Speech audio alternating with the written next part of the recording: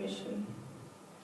After admission, the active phase is triggered once the DCD criteria are fulfilled. This is the final check, the green light, which includes a regular fetal heart, irritable uterus, cephalic presentation with intact membranes, head at brim, and a Bishop's not less than 4. That is, a cervix not less than 1 centimeter dilated, at least 50% phase, firm to soft in consistency. Once this trigger point is confirmed, the labor is activated by intracervical gynoprostrone installation under close monitoring, aided with oxytocin augmentation as indicated. All being well, she is expected to deliver by night. Now, this is a prospective observational series observed at a single center by Malve Hospital at Hoshangabad. 332 DCDs were included here, of which 85 belonged to 38 weeks, 153 39 weeks, 80 40 weeks gestation, and 14 which turned up late.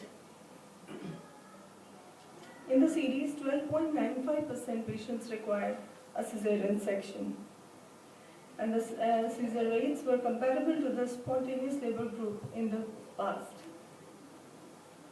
The indications fell under fetal distress, non-progression of labor, prolonged second stage.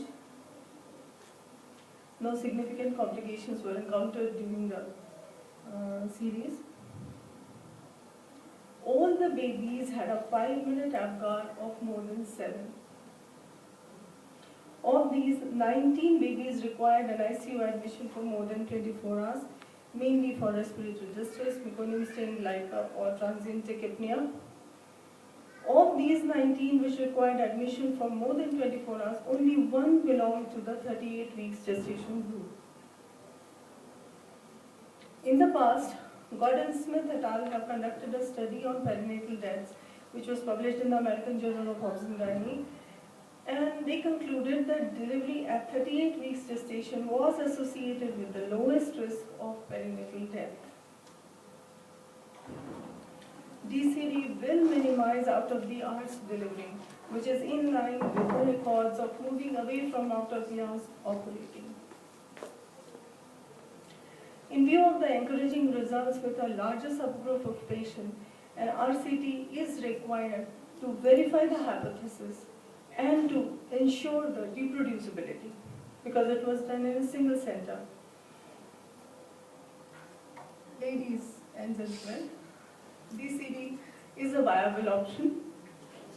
It is safe when practiced by an obstetrician who is competent at the art of DCD. I'd like to emphasize that recognizing the pre-labor state is the key to success, and a protocol is advocated to minimize interphysician variability, and hence a randomized control trial is advocated. Thank you for inviting me. Thank you, Dr. Shruti Malvi. Is there any question to ask to her? Excuse me, I just wanted to know how much misoprostol you have used. Ma'am, I didn't use misoprostol at all. So only Sarbupril. Sarbupril. Yes, ma'am. Only one single dose? Yeah, many times I require, in some cases I require, but in these cases are not those who come under this criteria, ma'am. Now when you have asked, I would like to say this, that this is effective in a bad cervix also, where we required to instill it twice. What I did was, if we instill, and then we don't have any pains for the day, we leave the patient. Okay. Next day I find a good 2 centimeter dilated os, and then I reinstill the Sarbupril in the morning, and the same procedure I follow. By evening she delivers. I see. That means within 24 hours you are not repeating that? No, not within 24 hours, never. After 24 hours, yes, in some. So once cervix is already well effaced, then only you start. In patients who fulfill these criteria, I did not require a reinstillation.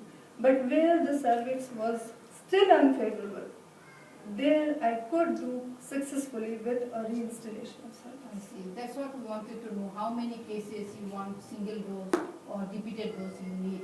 Mostly mostly single dose. Mostly In single. some, if the criteria are fulfilled, none of them will require installation. And how many cases you have started oxytocin drip? I don't have the exact number, but most of them require. Most In of them some, yeah. In some, the pains are the required amount, the intensity is good, the labor is progressing well. We did not use oxytocin. But when we see that, yes, the pains are coming down, and now I need augmentation, then we start off. That we monitor with the CTG, we go on seeing, we go on monitoring the intensity and duration of pains. So did you, that means primary or multi or?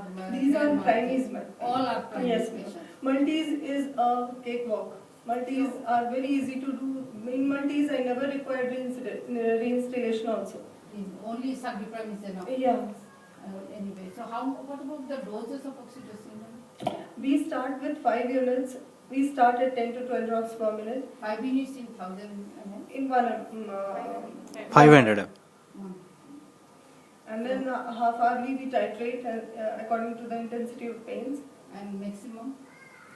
Maximum, I never needed to increase the dose there. I just needed to continue the drip. At what drop?